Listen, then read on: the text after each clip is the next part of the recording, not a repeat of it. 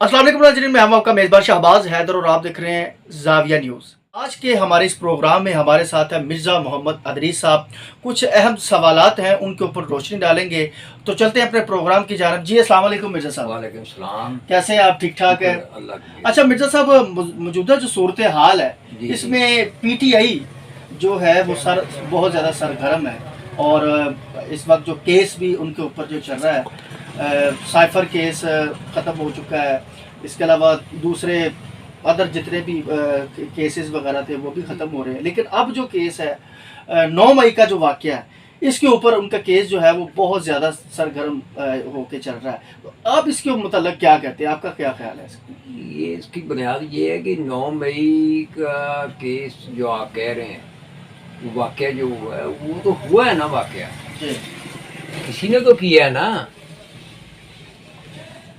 किसी ने किया है या नहीं किया है? जी जी लोग दुनिया ने देखा है, पाकिस्तान की बदनामी हुई है, अदारे की हमारे कौमी अदारों की बदनामी हुई है। बिल्कुल। ठीक है, तो वो किसी की जड़ को देखना है ना, वो उसके तख्लीक़कार कौन लोग थे। ऐसे लोग तो नहीं बाहर आ गई है जो कुछ भी है वो कह रहे हैं जी वो उन्होंने रोका नहीं है। को रोकना ज़रूरी है, हमारे इसमें शऊर ही इतना होना चाहिए। भट्टो साहब का भी टाइम था ऐसा कि भट्टो साहब काल कोठरी में थे और वो दनदना के कह रहे थे ये कि जी हम उनको कोर्ट भी और फौज भी उनके पीछे पड़े हुए थे, मगर हमने अपने आप को जलाया है। नो डाउट मिर्ज़ा साहब, मेरी मिर्ज़ा बात साहब, सुनो जी जी हमने एहतजाज किया है भट्टो साहब के लिए, हम्म, मगर हमने अपनी हित पर किया है, अपने आप को अपने आप पर जुल्म किए हैं, हमने अपने आप पर एहतजाज किया है, हमने अपने आप को आग लगा कर किया है और ऐसे मसाइल सह के किया है, मगर कौमी इमलाक को यहाँ पाकिस्तान के जहाँ पाकिस्तान की वक़ार का मसला आ जाता है उसको दावा नहीं लगाया हमने। ये असल में ये ट्रेनिंग होती है मैच्योर और अनमैच्योर की, बालग सियासी बालग और सियासी नाबालग। ये पार्टी के ऊपर से A to Z सियासी नाबालग लोग हैं, हम्म। इन्हें पता ही नहीं है सियासत कैसे की जाती है और कैसे मतलब करनी चाहिए। मिर्ज़ा साहब, इसमें कोई शक नहीं है कि 9 मई का वाक़या बिल्कुल एक संजीदा वाक़या और आप इसके ऊपर नहीं हुआ है कि नहीं हुआ पहले बताएं। वो तो पूरी दुनिया ने देखा है 9 मई का वाक़या। लेकिन ये है कि इसको फोकस ये करना चाहिए कि कौन कौन से लोग इसमें शामिल थे, उनको कड़ी से कड़ी सज़ा मिलनी चाहिए। हम भी यही कहते हैं। लेकिन ये है कि 9 मई का वाक़या मतलब पाकिस्तान की हिस्ट्री में एक स्याह दिन कहलाता है। तो आपका क्या ख्याल है कि अब पीटीआई का क्या, पीटीआई कहाँ पे खड़ी है इस वक्त? क्या बनेगा क्या इसका आपके नज़रिए के मुताबिक? लेकिन जो उन्होंने किया है, किसी ने भी किया, मैं नहीं कहता कि पीटीआई ने किया है, जिसने भी किया है जी उसको इतना बड़ा काम किया है पाकिस्तान को बदनाम करने के लिए, अदारों को तो बदनाम करने के लिए। ये एक मामूली वाक़या नहीं है पाकिस्तान की तारीख़ में। पाकिस्तान की तारीख़ में, दुनिया की तारीख़ में ऐसे चंद वाक़यात हुए हैं जिसमें ये इसका भी शुमार है, इस वाक़े का। ठीक है, देखना ये चाहिए कि इन्होंने उनकी पीटीआई की लीडरशिप ने वो खुद वो उनका ज़हनी तवाज़ुन ठीक नहीं है, तो उन्होंने नीचे क्या इन्होंने ट्रेनिंग देनी थी उनको, तो ये कहना था ये आगे कोई इसका पीटीआई को कोई मुस्तकबिल है या नहीं है? पीटीआई का तो है, पीटीआई का है। पीटीआई के जो 25% 9 मई के जो लोग हैं शामिल हैं, उनका बेचारों का कोई मुस्तकबिल नजर नहीं आ रहा। ठीक है ना, तो पीटीआई का मुस्तकबिल को है। वो मेरे ख्याल में जो सियासी पार्टी भी उन्हें कबूल करेगी कि जो 25% हैं इनमें जो 9 मई के वाक़े में मुलव्वस हैं, उनका सियासी कैरियर ख़त्म हो गया।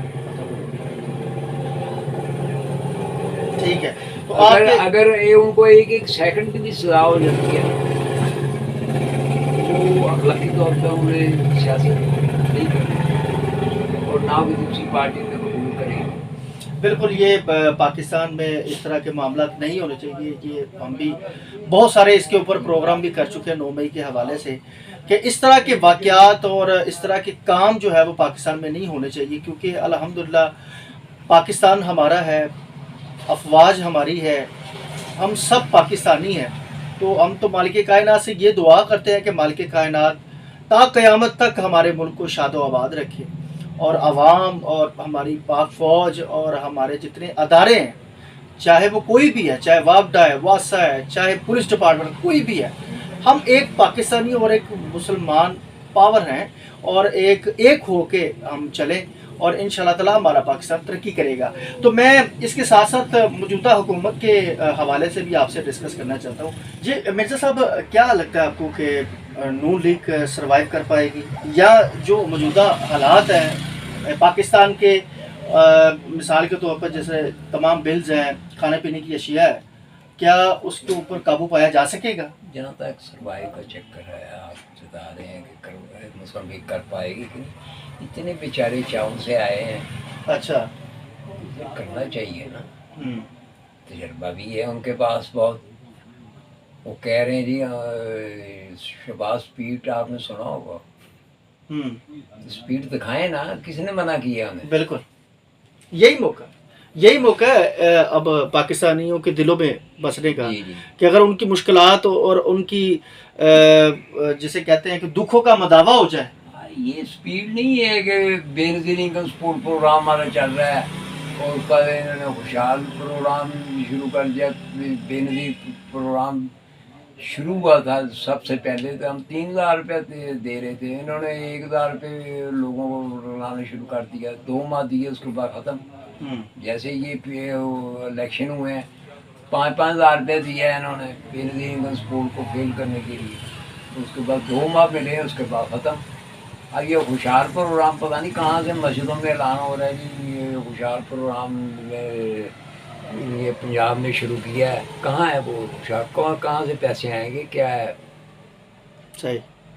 ये कार्ड की इंडिया बार बार नहीं चढ़ती, 1-2 दफ़ा चढ़ सकती है, इसके बाद नहीं चढ़ती। ये कार्ड की इंडिया चढ़ाते हैं। तो फाइनल फिर आप क्या कहते हैं? देखने वाले भी आप देख रहे हैं कि मेरा मशवरा ये मेरा मशवरा ये है कि जो काम करें पेट करें, सही करें, ये धोखेबाजी चक्करबाजी वाला काम छोड़ दें। अब ये जेब नहीं देता, अब मचोर हो चुके हैं ये दोनों भाई। बड़ा सीनियर है, बड़े देखिए ना कितने साल हो गए, और सीनियर क्या ये चौथी मरतबा इक़्तिदार में आ चुके हैं। गुजरात ऑक्सफोर्ड यूनिवर्सिटियों या बाहर इंटरनेशनल यूनिवर्सिटियों को पढ़े हुए या अवाम की यूनिवर्सिटी में पढ़े हुए सियासतदान, गुजरात गमलों की पैदावार, गमलों में पौधा पड़े, वो क्या कहाँ तक उनकी ग्रोथ हो सकती? इनकी एंड हो चुका है। ये दोनों पार्टियाँ हैं ना, PTI और मुस्लिम लीग, और इसके अलावा और भी छोटे छोटे हैं, मगर ये दोनों मेन पार्टियाँ हैं। ये गमलों की पैदावार है, गमलों पे इनके ख्वाहिश हुई है, तो ये कुछ नहीं कर सकते वहाँ के लिए, सब आर्टिफिशियल है। तो क्या लगता है आपको आगे क्या होने वाला है फिर? क्या जरदारी साहब की मुकम्मल हुकूमत आ जाएगी? अवाम अगर हमें मौका देगी, वोट देगी, तो आएंगे हम। तो किसी 2 नंबर 3 या ये आपके पास कुछ प्लान है? अगर मेरी बात सुने, अगर ये मंशूर भट्टो साहब का, और उसके बाद जो तरमीमें होती रही हैं बेनज़ीर के दौर में, और उसके बाद जरदारी साहब के दौर में कॉन्ट्रैक्ट हुआ, तो ये तरमीम हुई है वक्त नज़ाकत के मुताबिक। जो बुनियाद वही है भट्टो साहब का मंशूर जो है, पहला मंशूर, उस पर आज भी अमल ये लोग अगर करना शुरू कर दें, सब हालात ठीक हो सकते हैं पाकिस्तान के। चले जी, हमारी तो ये दुआ है कि मालिक कायनात पाकिस्तान के हालात को बेहतर करे, और पाकिस्तान में जो भी अल्लाह ताला तो करता है, हम खुद हमारे इरादे गलत हैं। अच्छा, हमारी नीयतें नहीं ठीक। हमारी नीयतें ठीक नहीं है। तो फिर कैसे ठीक होगा? हमने इतनी पाकिस्तान के साथ ज्यादती हुई है, और ये सियासतदानों को कहते हैं जब इनका हिसाब किताब का मामला आता है, ये ज्यादती हो गई, ये हो गया, वो हो गया, इन्होंने कुछ सीखा ही नहीं है। लेकिन मिस्टर साहब बात, अक्लमंद वो आदमी वो होता है जिससे एक दफा गलती हो वो उससे सीखता है। मिस्टर साहब अगर देखा जाए तो देखें, पीटीआई जो है वो तो, ना ये लोग अपनी गलती पर शर्मिंदा होते हैं ना सीखते हैं कोई। मिर्जा साहब 40 साल या 35 साल लगा लें, 35 साल पीपल्स पार्टी और नून लीग ने हुकूमत की है सिर्फ जी। 76 सालों में 35 से 40 साल सिर्फ ये दो पार्टियों ने हुकूमत की है। देन उसके बाद पीटीआई ने तो 3.5 साल हुकूमत की है। यार 3.5 साल में पाकिस्तान के पर्चे उड़ा के रख दिए इस शख्स ने। अच्छा, अगर इसे और को 5-4 साल मिल जाते तो क्या होता, पाकिस्तान का खतरा पैदा हो गया, ये दुनिया के नक्शे से मिट जाता। तो मेरी आप मुकाबला कर रहे हैं कि उसने इतने साल किए, उसने इतने साल किए। आपको इससे अंदाजा नहीं होता कि 70-71 साल में पाकिस्तान ने जितना कर्जा लिया है, इसने 3.25 साल में वो उतना उससे ज्यादा कर्जा लिया है। उसके तो वो नजर आते हैं अपना मेगा प्रोजेक्ट जिससे अब तक पाकिस्तान के वहाँ को पैदा होगा पहुँच रहा है, ये हो रहा है। तो अभी भी दोबारा कर्जा हम लेने के लिए जा रहे हैं। मेरी बात सुने ना यार, बात सुने, आप बिल्कुल बच्चों वाली बात करते हैं कि जैसे कि आपके ऊपर चैम्बर ही नहीं है, खाली मेरी है। बात सुने ना, मेरी बात सुने ना, सुनाए। अगर आप घर का खर्चा चलाते हैं, आपने 1000 रुपये बनिया से ली है, ठीक है, उसके बाद आपका भाइया आ गया है, उसने 1200 रुपया का कर्जा ले लिया है, आपने 1000 लिया हुआ है, 2200 रुपया उस पर कर्जा है, आप सूद देते हैं 200 रुपया या 100 रुपया, ठीक है। अब डबल से भी ज्यादा आपको सूद देना पड़ रहा है। तो वो कहाँ से देंगे? किसी के एक रोटी का नवाले कम करेंगे, किसी को पानी कम करेंगे, किसी को स्कूल की फीस कम करेंगे, किसी के कपड़े कम करेंगे, कुछ करेंगे करके ही उसको वो देंगे ना। ठीक है, ठीक कह रहे हैं। ठीक है, अगर वो ये यहाँ तो वो कर्जा लिया है, वो नजर आता है ना कुछ हुआ, मेरे कहने का तो मतलब फिर तो उसने कर्जा लिया, इमरान खान ने भी कर्जा लिया। तो अब वो मेरी बात सुने ना कि अब कुछ जरूरियात ऐसी होती हैं जिनको कम नहीं किया जा सकता। उन जरूरियात को पूरा करने की मजबूरी, खुशी पर नहीं, खुशी से नहीं, मजबूरी के तहत इन्होंने कर्जे मजीद लेने पड़े हैं।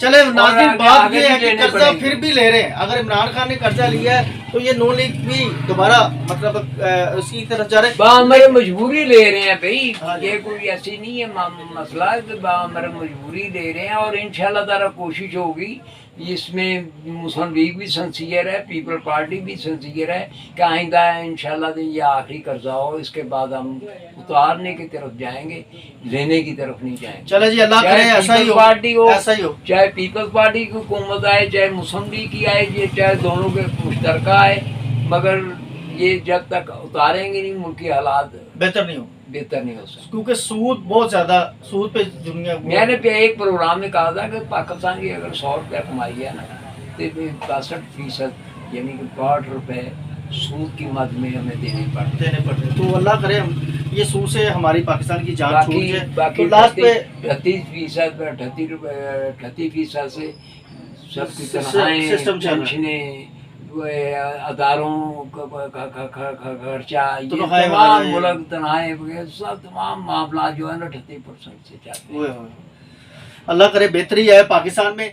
मैं एक और इसके बाद एक सवाल बड़ा अहम है कि जो मौजूदा हुकूमत है, जिस तरह के सदारत तो पीपल्स पार्टी की है, और हमारे जो वज़ीर आज़म वो नून लीग के हैं, तो आप क्या समझते हैं कि मौजूदा हुकूमत जो है, क्या उनसे हुकूमत वो कर पा रहे हैं या नहीं कर पा रहे, या मुश्किलात के ऊपर काबू उनसे पाया जाएगा या नहीं? क्या आप अपने नजरिए आपके सवाल को कुछ मुझे समझ नहीं आ रही। जब कोई ऐसा मसला आता है तो हुकूमत कह देते हैं, भी हुकूमत किसे कहते हैं आप? किसे सदर को और वज़ीर आज़म दोनों को हुकूमत कहते हैं? ये चले हम वज़ीर आज़म साहब का वो भी मेरी बात सुनिए कि ये हमेशा जहाँ जमहूरी निज़ाम पार्लियामेंटी निज़ाम होता है जी वहाँ दो हिस्सों में तकसीम होती है। ठीक है। एक वो जो पार्लियामेंटी अमूर पार्लियामेंट और अपने दस्तूर की हिफाजत करते हैं जी रियासत की तरफ से। अच्छा चले मैं आपकी बात ठीक पे है, इत्तेफाक एक होते कि इंतज़ामिया जिसने मुल्क चलाना होता है चलाना। उसका सरबराह होता है वज़ीर आज़म। रियासत का जो जिम्मेदार होता है उसका सरबराह होता है सदर। चले ठीक है। अगर वजीर आजम को गलती कर रहा है या गलत ट्रैक पे चल रहा है, हाँ, क्या सदर का इख्तियार होता है कि वो उसको रोक पाए या नहीं रोक पाए? नहीं उसे वो लेटर लिख सकता है कि ये तुम गलत कर रहे हो, ये नहीं करना चाहिए। जाहिर है। मगर वो उसका वो पाबंद नहीं है कि वो पाबंद है असेंबली का, पार्लियामेंट का। अगर पार्लियामेंट उसे सदर साहब की इन्वॉल्वमेंट नहीं होती उसमें। सदर की क्या हो सकती? सदर के साथ जो इन्होंने बिल बनाना है वो उसका यही है अख्तियार के वो मंजूर करे या ना करे या वापस भेज दे मीटिंग के लिए। ठीक है, उसकी तो इतनी है उनकी सदर साहब की। बिल मंजूर करने के लिए सदर बनता है। बिल्कुल बिल मंजूर करने के लिए बिल किसका है? पार्लियामेंट का ही है ना। ठीक है। तो पार्लियामेंट में वो देखेगा कि कैसे इन्होंने स्टेट के लिए और रियासत के लिए इनके ये जो बिल भेजा है उसका रियासत को इससे फायदा है या नुकसान है। रियासत में जो लोग बसते हैं आवाम है जिन्होंने इनको पार्लियामेंट को भेजा है, पार्लियामेंट में जिन लोगों को भेजा कि आया वो रियासत के लिए और आइन के लिए सही काम कर रहे हैं ये नहीं कर रहे, उन्होंने यूँ ही चेक करना होता है। वो नहीं ये देखते कि भी ये इसने मंजूर किया या नहीं किया, ये जो अलग मामला है। ठीक है, लेकिन वो देखना तो ये डिलीवर करना है, देखना है ये सदर साहब ने कि आइन के मुताबिक ये वज़ीर आज़म साहब अवाम को कुछ या मुल्क के लिए क्या डिलीवर कर रहे हैं। तो आपको क्या लगता है क्या डिलीवर कर? अभी तो कुछ समझ नहीं आ रही कि क्या डिलीवर कर रहे हैं क्या नहीं डिलीवर कर रहे हैं। तो अभी तो लोग लाइनों में ही लगे हुए हैं, महंगाई पर वो काबू नहीं हो सका कुछ मसला। बिजली के बिल देख लें, हर हफ्ते में दो बार बढ़ रहे हैं और लोग इतना सख्त मतलब परेशान है महंगाई की। ये बिजली के बिलों क्या जरदारी साहब इसके ऊपर कोई एक्शन ले सकते हैं? इंतजामिया उनके पास वो कह ही सकते हैं ना कि इसको ठीक करो। अगर वो यही है, अगर नहीं मानते वो बिल मंजूर करते हैं वो यही है कि वो वापस भेज देंगे भी ये अवाम के खिलाफ ये बिल जा रहे हैं, इसे नहीं मंजूर कर दी, इससे आगे कुछ नहीं कर सकते। नहीं तो वो गलत ट्रैक पे चलते जाएंगे। तो क्या गलत ट्रैक पे जाएगा? बिल मंजूर होगा तो ट्रैक पे जाएंगे, वो बिल ही नहीं सदर साहब मंजूर करेंगे। ये तो इसका मतलब ये हुआ कि फिर जो बिल इधर पास होते हैं, मिसाल बिल बढ़ाए जाते हैं तो जरदारी साहब उसको पास कर देते हैं। क्या जरदारी जैसे पेट्रोल बढ़ रहा है। आप बिल्कुल बच्चों वाली बात कर रहे हैं। मेरी बात सुने ना कि ये जो इंटरनेशनल मुआहदे होते हैं ना, ये IMF के साथ जो मुआहदा किया है, जिस गवर्नमेंट में इस ब्यास में नहीं जाता कि किसने किया है कर्जा लेने के लिए, किसने क्या उनकी शराइत मानी है या नहीं मानी। तो फिर क्या ईरानी मुआहदा जो है ये मुआहदे होते हैं इंटरनेशनल लॉ के मुताबिक। इंटरनेशनल लॉ की मैं बात कर रहा हूँ। क्या जो ईरान से जो मेरी बात सुने, अभी ये बात नहीं तो आप ईरान नहीं मैं आपसे ये कर रहा हूँ। इंटरनेशनल लॉ उसका भी इन्होंने ख्याल रखना होता है, इन्होंने पाबंदी नहीं अपने आप पे लगा दी। ये तो मुआहदा करते वक्त इनको ख्याल होना चाहिए था ना कि हम ये कर्जा ले रहे हैं, इस पर इतना सूद बनता है, इस पर ये आए, इसके तब्दीलियाँ आएंगी, हमारी माशी मुश्किलात बढ़ेंगी, ये होगा वो होगा, ये इनको पहले सोचना चाहिए। तो फिर ये वज़ीर आज़म साहब कर पाएंगे जो ईरानी जो एक अरसे से हमारी ईरान के साथ वो डील चल रही है जो कि उधर ही रुक गई, क्या उसके ऊपर कोई ये वर्क कर पाएंगे आपके ख्याल में? कि ईरानी क्या डील चल रही है? जो तेल के हवाले से जो वो तो मसला और है, वो नहीं, तो इसके साथ तल्लक ही नहीं है। तल्लक क्यों वो नहीं है, मेरी बात सुने, तल्लक तो और भी बहुत मसाइल के साथ है, हमारे माशियत के साथ है। ये तो वो प्योर ईरान का मसला और अमेरिका का मसला है। वो उन्होंने शुरू किया था जरदारी साहब ने, हाँ तो वहाँ उन्होंने ईरान ने तो बॉर्डर तक तो पाइपलाइन बिछा दिया अपने खर्चे पे। हाँ जी, नहीं ईरान ने अपने खर्चे पे किया हाँ ना। बिल्कुल ऐसे। पाकिस्तान के भी उन्होंने अरेंज कर दिया, फंड वगैरह, ये कर्जा वगैरह वो उनको मिल गया, कर रहे थे, मगर काम तो हुआ। वो उसके बाद ये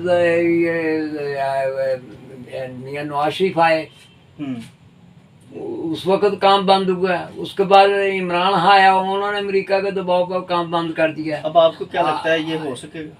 या काम तो शुरू कर, चंद दिनों में काम तो तकरीबन शुरू हो चुका है। यानी कि खुशखबरी थोड़ा सा पाकिस्तान को मिलने वाली, 80 किलोमीटर रह गया है, वो इंशाल्लाह वो पाकिस्तानियों को खुशखबरी मिलेगी। वो कोई ऐसा मसला नहीं है, वो जो ईरान के साथ मुआहदा है जरदारी साहब पूरा करेंगे। तो मिर्जा साहब का ये कहना था कि पीटीआई का जो मुस्तकबिल है वो आपके सामने है, और इसके ऊपर भी उन्होंने बात की। और इसके बाद जो मौजूदा हुकूमत है, ख़ास तौर पर नून लीग की अगर बात की जाए, वो भी सूरत हाल, मिर्जा साहब ने एक अच्छी बात की कि अगर इसके ऊपर अच्छी वर्किंग की जाए तो बेहतरी आ सकती है। क्योंकि आवाम जो है ज़्यादा कुछ नहीं, वो कहते हैं कि हमें रिलीफ मिलना चाहिए बिलों के अंदर, और जितनी भी खुर्दनोश है, खाने पीने की अशिया है, उसमें उनको कमी होनी चाहिए। तो पाकिस्तानी अवाम खुश है।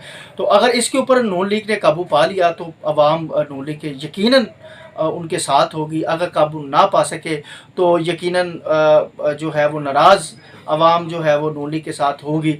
देखते रहिए ज़ाविया न्यूज़।